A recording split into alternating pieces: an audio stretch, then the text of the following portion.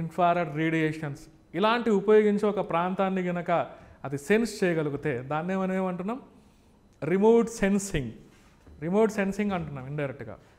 ఒక ప్రాంతాన్ని మనం అక్కడ ఏమేమి రీసోర్సెస్ ఉన్నాయి, లోపల ఇంటర్నల్ స్ట్రక్చర్ ఏ విధంగా ఉంది, అక్కడ అగ్రికల్చర్ యాక్టివిటీస్ ఎలా ఉన్నాయి, అక్కడ ట్రాఫిక్ మేనేజ్మెంట్ ఎలా ఉంది, అక్కడ డెవలప్మెంటల్ యాక్టివిటీస్ ఎలా జరుగుతున్నాయి, ఇదంతా మనం ఏమనొచ్చు, రిమోట్ సెన్సింగ్ అప్లికేషన్స్ అనవచ్చు. బట్ ఇక్కడ రిమోట్ సెన్సింగ్లో 2 విధాలుగా ఉన్నాయి.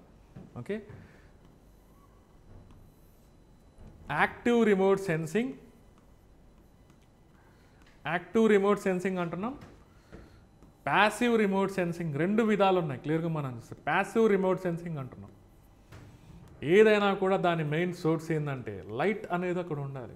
లైట్ లేకుండా నథింగ్. లైట్ రిఫ్లెక్షన్స్, కాంతికి ఉన్నటువంటి గుణమే తిరిగి మనం పరావర్తనం చెందడం. లైట్ రిఫ్లెక్షన్స్ని బేస్ చేసుకొని ఆ లైట్ నుంచి వచ్చేటువంటి రిఫ్లెక్షన్స్ని బేస్ చేసుకొని ఆ శాటిలైట్స్ అనేది పనిచేస్తూ ఉంటాయి. దాంట్లో ఆ సెన్సార్స్ అనేది క్లియర్గా మనం చూడొచ్చు. యాక్టివిటీనే మనం రిమోట్ సెన్సింగ్ యాక్టివిటీ. ఆ లోపల సెన్సార్స్ అనేది క్లియర్గా ఉంటాయి శాటిలైట్స్లో. ఆ ప్లేస్లో మొత్తం భూమిని ఇలా మానిటర్ చేస్తూ, భూమిని అబ్జర్వ్ చేస్తూ ఆ ప్లేస్లో ఎలాంటి రీసోర్సెస్ ఉన్నాయి, అక్కడ ఏమన్నా ఫారెస్ట్ ఫైర్స్ జరుగుతున్నాయా, అక్కడ వాటర్ టేబుల్ ఎలా ఉన్నాయి, అక్కడ మినరల్స్ ఎలా ఉన్నాయి, డెవలప్మెంటల్ యాక్టివిటీస్ ఎలా జరుగుతున్నాయి, అవన్నీ ఐడెంటిఫై చేయొచ్చు రిమోట్ సెన్సింగ్ యాక్టివిటీని బేస్ చేసుకొని. బట్ మనకు మెయిన్ ఆధారం ఏంటి, లైట్ రిఫ్లెక్షన్స్ అంటున్నాం క్లియర్లీ.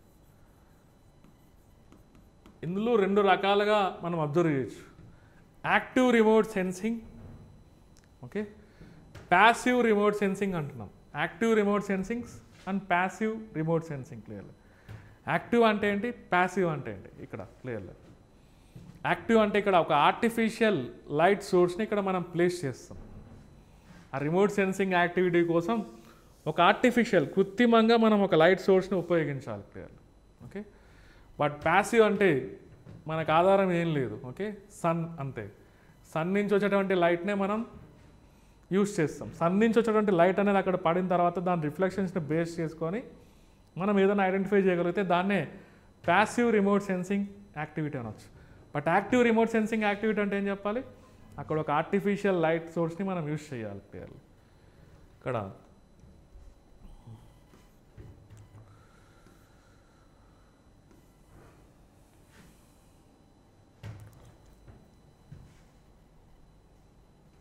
చూడండి, రిమోట్ సెన్సింగ్ అనేది 2 రకాలు ఉంది.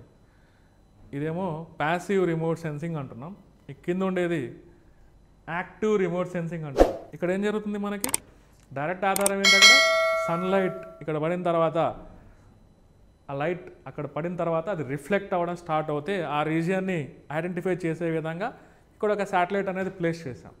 అది కామన్ ప్యాసివ్ రిమోట్ సెన్సింగ్ అంటున్నాం. బట్ ఇక్కడ ఏమవుతుంది, ఆ ఇన్స్ట్రుమెంట్ నుంచే డైరెక్ట్గా మనం లైట్ అక్కడికి పాస్ చేస్తున్నాం. ఆ ఇన్స్ట్రుమెంట్ నుంచి క్లియర్గా మనం చూస్తే అది రిఫ్లెక్ట్ అవుతే ఆ ప్రాంతాన్ని ఐడెంటిఫై చేయాలి. దాన్నే మనం ఏమంటున్నాం, active remote sensing. So remote sensing యాక్టివిటీకి మెయిన్ సోర్స్ ఏదంటే లైట్ అన్నాం. ఆ లైట్ అనేది ఏరియాలో పాస్ అవుతూ ఉంటే అది మళ్ళీ రిఫ్లెక్షన్స్ అనేది స్టార్ట్ అవుతుంటే దాన్ని మనం ఐడెంటిఫై చేసే విధంగా ఉండాలి. ఆ యాక్టివిటీనే మనం రిమోట్ సెన్సింగ్ యాక్టివిటీ అనాలి. దీనివల్ల ఎలాంటి ప్రయోజనాలు పొందొచ్చు అనేది ఇక్కడ మీరు అబ్జర్వ్ చేయొచ్చు. రిమోట్ సెన్సింగ్ ద్వారా ఇక్కడ ఉన్నాయి చూడండి అప్లికేషన్స్, ఇందాక నేను చెప్పా. So what are the different applications of remote sensing satellites. దీన్ని ఇంకొక విధంగా మనం ఇంకొక పేరుతో కూడా మనం చెప్పుకోవచ్చు, ఎర్త్ అబ్జర్వేషన్ శాటిలైట్స్ అలా కూడా మనం చెప్పుకోవచ్చు క్లియర్గా. భూమిని పర్యవేక్షించడం ఇండైరెక్ట్గా, లైట్ను ఉపయోగించి మానిటర్ చేస్తూ ఉండాలి ఇండైరెక్ట్గా మనం చూస్తే. ఇక్కడ చూడండి గ్లోబల్ వార్మింగ్ రీసెర్చ్ ఐడెంటిఫై చేయొచ్చా. ఇవి దాదాపుగా భూమి చుట్టూ ఇవి ప్రతిరోజు 400 నుంచి భూమి పైన ఉన్నటువంటి ప్రతి పాయింట్ని 400 టైమ్స్ నుంచి 600 టైమ్స్ని ఒక్కొక్క పాయింట్ని అది కవర్ చేయగలదు. అది ఎక్కడ ప్లేస్ చేస్తాం మనం జనరల్గా, కమ్యూనికేషన్ శాటిలైట్స్ని ప్లేస్ చేయాలంటే మనం ఏం యూజ్ చేసుకుంటాం, జియో స్టేషనరీ ఆర్బిట్స్ అన్నాం. బట్ వీటిని మనం అవి యూజ్ చేసుకోం. పోలార్ ఆర్బిట్స్, ఇలా ఎర్త్ తిరుగుతూ ఉంటే మొత్తం భూమి మొత్తం కవర్ చేసేటట్టు ఈ పోలార్ ఆర్బిట్స్లో మనం సన్ సింక్రోనస్ పోలార్ ఆర్బిట్స్ అనవచ్చు. సన్ సింక్రోనస్ పోలార్ ఆర్బిట్స్ పర్టికులర్గా వాటిలో ఇవి ప్లేస్ చేసేదానికి ట్రై చేస్తాం. అది భూమి మొత్తం కవర్ చేస్తుంది. ప్రతిరోజు దాదాపుగా 400 ఒక్కొక్క పాయింట్ మనం ఇమాజిన్ చేసుకుంటే భూమి పైన ఒక 400 టైమ్స్ ఆ పాయింట్ అది కవర్ చేసేదానికి స్కోప్ ఉంది క్లియర్గా. అంత కీన్గా అది మానిటర్ చేస్తుంది క్లియర్గా మనం చూస్తే. ఓకే, ఇక్కడ మనకి ఒకసారి మనం అప్లికేషన్స్లో మనకు చూస్తే మిమ్మల్ని ఇలా కూడా అడగచ్చు, which are the following satellite applications comes under remote sensing activity. అందులో ఏదన్నా టెలికమ్యూనికేషన్స్ అని పెట్టిండు అనుకో, ఆప్షన్ కరెక్టా? అది టెలికమ్యూనికేషన్, టెలివిజన్ బ్రాడ్కాస్టింగ్ అవన్నీ దీనికి సంబంధం లేదు. ఏమైనా సంబంధం ఉందా? అవన్నీ పనిచేయాలంటే రేడియో వేవ్స్ కావాలి క్లియర్గా మనం చూస్తే. సో దీంతో దానికి సంబంధం లేదు. ఇలాంటివి ఏవి ఇచ్చినా కూడా మనకి భూమిని అబ్జర్వ్ చేయడం అంటున్నా ఇండైరెక్ట్గా. Global warming research. ఓకే, అంతేగా గ్లోబల్ వార్మింగ్ ఎఫెక్ట్ మనం ఆల్రెడీ మనం కెమిస్ట్రీలో ఎన్విరాన్మెంటల్ కెమిస్ట్రీ అనే టాపిక్లో మనం చూసి ఉంటాం, చదివామా లేదా? Green house effect, global warming, మనకి ఐస్ క్యాప్స్ ఎలా కరుగుతున్నాయి రోజు దాన్ని మానిటర్ చేస్తూ ఉండాలి క్లియర్గా మనం చూస్తే. అలాంటి యాక్టివిటీస్లో ఇది పనికి వస్తుంది. స్టడీస్ సీ ఐస్ క్యాప్స్ అంటున్నాం. Okay, sea and ice studies అంటున్నాం క్లియర్గా. సీ లెవెల్స్ ఎలా పెరుగుతున్నాయి, ఐస్ క్యాప్స్ ఎలా కరిగిపోతున్నాయి క్లియర్గా మనం చూస్తే. ఓకే, ఇండైరెక్ట్గా ధృవాల వద్ద మంచు ఎలా కరిగిపోతుంది, ఓకే, సముద్రాల యొక్క మట్టం ఎలా పెరుగుతుంది, అవన్నీ రీసెర్చ్ చేయొచ్చు ఇండైరెక్ట్గా. నెక్స్ట్ ఇక్కడ డిజాస్టర్ రెస్పాన్సెస్. ఓకే, ఫ్లడ్స్ని మేనేజ్ చేసేటువంటి విషయంలో ల్యాండ్ స్లైడ్స్, ఎర్త్ క్వేక్స్ ఇలాంటి న్యాచురల్ హెజార్డ్స్ వచ్చినప్పుడు ఈ రిమోట్ సెన్సింగ్ యాక్టివిటీ అనేది మనకు యూజ్ అవుతుంది. ఆ లొకేషన్స్ని మనం మ్యాపింగ్ చేయొచ్చు ఇండైరెక్ట్గా మనం చూస్తే. ఎక్కడ అది ఎక్కువగా ఉంది ఆ జోన్స్ మాదిరి వాటిని డివైడ్ చేయొచ్చు ఇండైరెక్ట్గా. ఎర్త్ క్వేక్స్, ఏ ప్రాంతంలో దీని సివియారిటీ ఎక్కువగా ఉంది, ఎక్కడ దీని సివియారిటీ ఎక్కువగా ఉంది, అది ఫ్లడ్స్ వచ్చినప్పుడు ల్యాండ్ స్లైడ్స్ వచ్చినప్పుడు వాటిని క్లియర్గా మనం మ్యాప్స్ మాదిరి వాటిని జోన్స్ మాదిరి డివైడ్ చేయొచ్చు క్లియర్గా. ఓకే, నెక్స్ట్ ఇక్కడ మెయిన్ ఇక్కడ చూడండి కార్టోగ్రఫీ. ఓకే, కార్టోగ్రఫీ ఎర్త్ పైన ఎత్తులు పల్లాలు ఎలా ఉన్నాయి, కొండలు ఎక్కడ ఉన్నాయి, ఓకే, ప్లేన్స్ ఎక్కడ ఉన్నాయి, ఇలాంటివన్నీ ఐడెంటిఫై చేయడానికి కార్టోగ్రఫీ అని మనం చెప్పొచ్చు ఇండైరెక్ట్గా. మ్యాపింగ్ క్లియర్గా ఇండైరెక్ట్గా. ఓషనోగ్రఫీ, ఓకే, హైడ్రాలజీ, ఇవన్నీ మనకి జియో సైన్సెస్ కిందకి మనం చెప్పొచ్చు. ఇందాక ఒక పదం మనం వాడాం, డెవలప్మెంట్ అండ్ కన్స్ట్రక్షన్.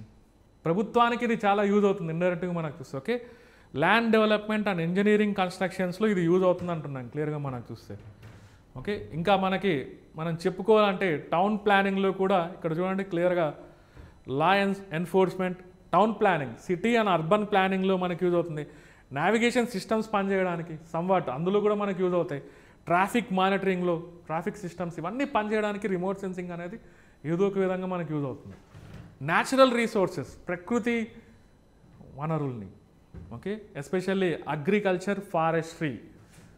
అంతేగా ఒక దగ్గర ఈ సంవత్సరం క్రాప్, ఓకే, రొటేషన్ ఏ విధంగా జరుగుతుంది, క్రాప్ ఈల్డ్ అనేది గత సంవత్సరంతో పోలిస్తే ఈ సంవత్సరంలో ఎలా ఇంప్రూవ్ అయింది, అవన్నీ మనం ఐడెంటిఫై చేయొచ్చు క్లియర్లీ. ఓకే, ఎన్విరాన్మెంటల్ మానిటరింగ్ ఇది కూడా చాలా ఇంపార్టెంట్. పర్యావరణం, ఎన్విరాన్మెంటల్ మానిటరింగ్, కోస్టల్ మానిటరింగ్, తీర ప్రాంతాలను పర్యవేక్షించేదానికి.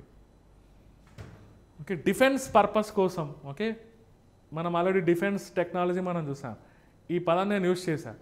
సర్వైలెన్స్ పర్పస్ అన్నాం ఇండైరెక్ట్గా మనకు చూస్తే. ఓకే, సమాచారాన్ని గ్యాదర్ చేయడం ఇండైరెక్ట్గా. ఓకే,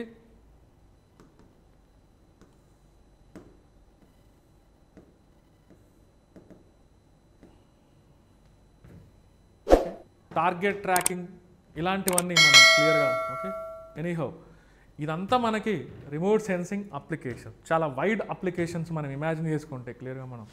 ఓకే, సో మిమ్మల్ని క్వశ్చన్, సింపుల్ క్వశ్చన్ అలా అడగచ్చు, which are the following activity comes under remote sensing activity. అదే క్వశ్చన్.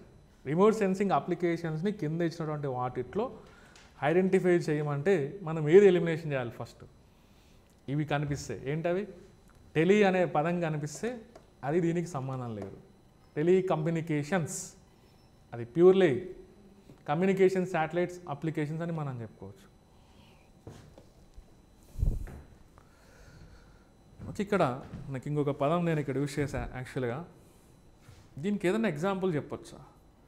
లేటెస్ట్ టెక్నాలజీ ఒకటి ఉంది, యాక్టివ్ రిమోట్ సెన్సింగ్ సంబంధించి ఇది ఒకటి ఆల్రెడీ యూజ్ చేస్తున్నాం.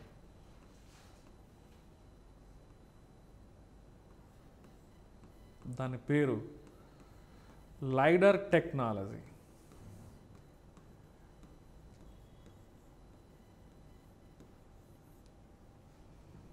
ఓకే, లైడర్ టెక్నాలజీ అంటున్నాం ఇండైరెక్ట్గా.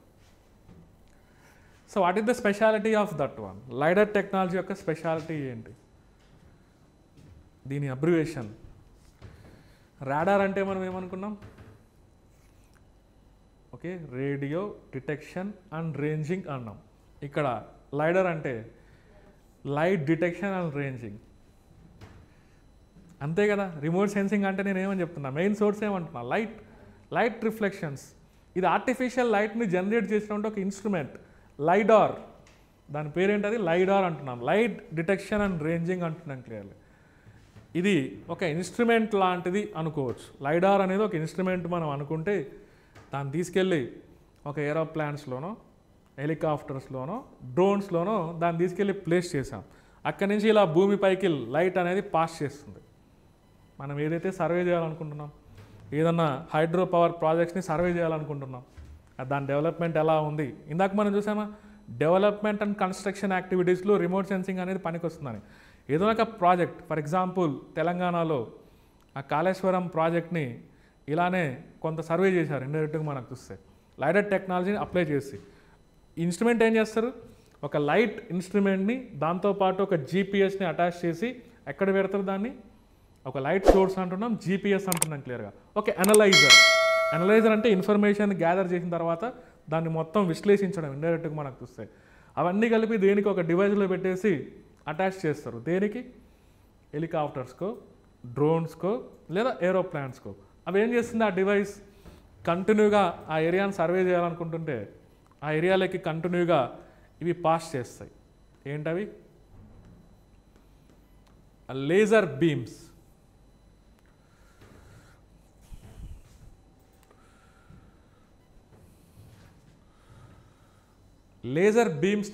లేజర్ బీమ్స్కి ఉన్న స్పెషాలిటీ ఏంటంటే దే ఆర్ కోహరెంట్ అంటే యూనిట్ డైరెక్షన్లో అది మూవ్ అవుతూ ఉంటాయి. వాటన్నిటికీ ఒకే వేవ్ లెంత్. లేజర్ బీమ్స్ అంటే లోపల ఉన్నటువంటి ఆ వేవ్స్కి ఒకే వేవ్ లెంత్ ఉంటుంది.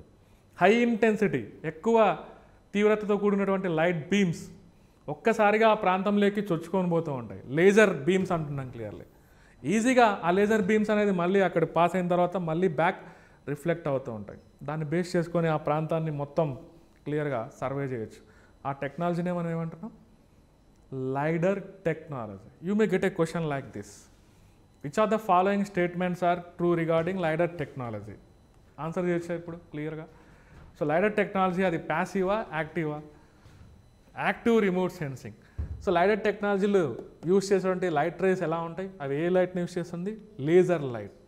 ఓకే, ఆ లైట్ డివైస్తో పాటు ఒక జీపీఎస్ని, ఓకే, ఒక జీపీఎస్ ఇన్స్ట్రుమెంట్ అంటున్నాం, ఇంకొకటి అనలైజర్ అంటున్నాం. ఈ మూడింటిని కలిపి ఎక్కడెక్కడ యూస్ చేయొచ్చు? వాటిని మనం ఎక్కడైనా యూస్ చేయొచ్చు, మన ఇష్టం, మన అవసరాన్ని బట్టి, అంతే. ఫర్ ఎగ్జాంపుల్ ఏరియల్ సర్వే చేయాలనుకుంటున్నాం. ఏరియల్ సర్వే చేయాలనుకున్నప్పుడు మనకి హెలికాప్టర్స్, డ్రోన్స్ గురించి మనం డిస్కస్ చేసాం ఆల్రెడీ. మన ఇండియాలో 2021 రూల్స్ ప్రకారం 5 రకాల డ్రోన్స్ కిందకి వెయిట్ని బేస్ చేసుకొని డివైడ్ చేయొచ్చు అని చెప్పాం. ఆ డ్రోన్స్లో యూస్ చేయొచ్చు, లేదా హెలికాప్టర్స్లో మనం యూస్ చేయొచ్చు, ఓకే, ఏరోప్లాన్స్ నుంచి మనం వాడచ్చు. So that is the application of remote sensing clearly. Okay.